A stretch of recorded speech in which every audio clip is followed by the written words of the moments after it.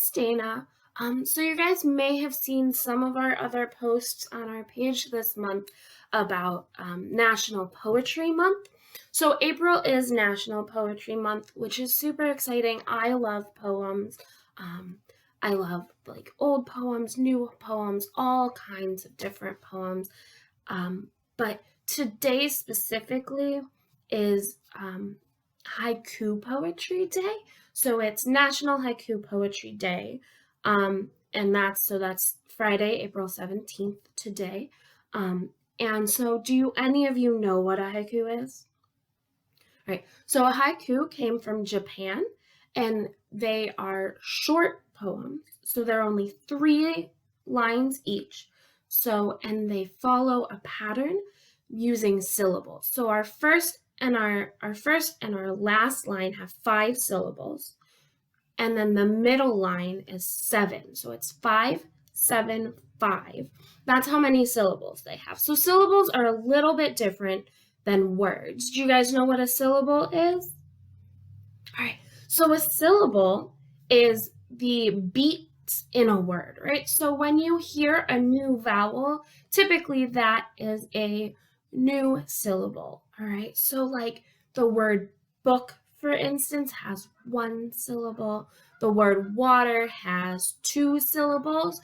A good way you can do this with your, as you say a word out loud, you can clap to count your syllables. So water has 2.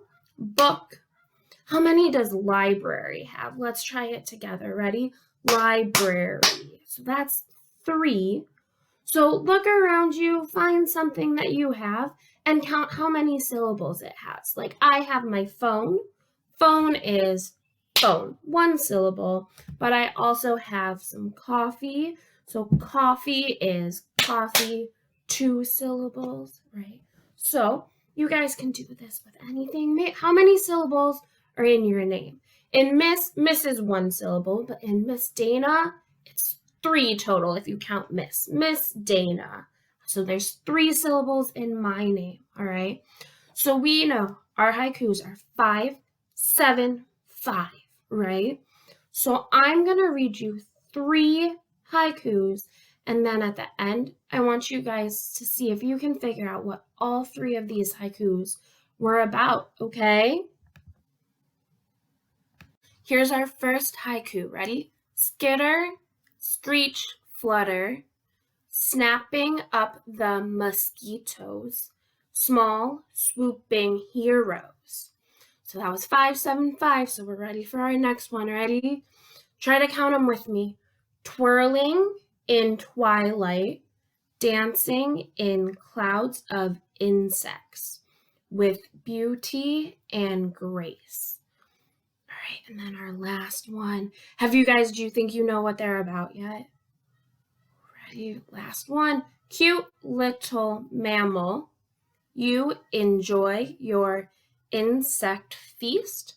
Fly, beautiful bat. That's right. These were all about bats, because today, in addition to National Haiku Poetry today is actually also Bat Appreciation Day. So let's talk about bats for a little bit. What do you guys know about bats? Or what did you maybe learn about bats from these haikus? We learned bats are a mammal. They fly. They come out at nighttime, which means they're nocturnal. How many syllables are in nocturnal? Ready? Nocturnal. 3. Awesome. They eat insects. So, did you know that bats have bad eyesight?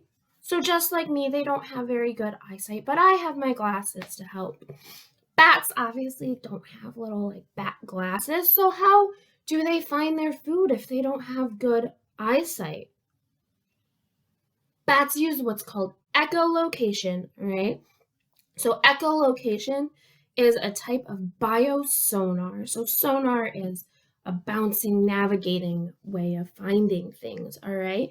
And so bats have really good ears, so they listen to the echoes of they make a noise, they send out a signal, and then it bounces off of things. So this helps them both to find their food and also to make sure that they're not like flying into a building or into a tree or things like that.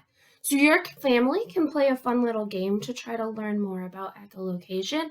So one of you is going to put on a blindfold, you're going to cover your eyes, and you're going to make a noise like ping, or you could say bat, and everybody else in your family, they are going to echo that noise, and then with your eyes still closed, you're going to try to tag your family, all right? So this might sound like a game that maybe you've played in the pool. Yeah, Marco Polo. So Marco Polo sort of uses the same kind of technique to find people as bats do with echolocation. So how many syllables do you think are in echolocation? Ready? Let's do it together. Echolocation. All right, let's do that again a little bit slower. Echolocation. So 5. Echolocation. Now remember our haikus were 5, 7, 5. So that means echolocation could be its own first or last line in a haiku, which is pretty cool. So if you guys feel up to it, I would love to see your haikus in our comments. So you guys can write them about bats, and you can use echolocation as one of your lines, or you can write them about anything you want. Just remember you want to use that 5, 7, 5, and you want to kind of clap to help you count out those syllables as you're writing them, all right? So feel free to leave us those, and remember to like and subscribe to us, and hopefully we will be able to see you guys in person soon. But in the meantime, we will be here on Facebook and YouTube every week. All right, thanks guys.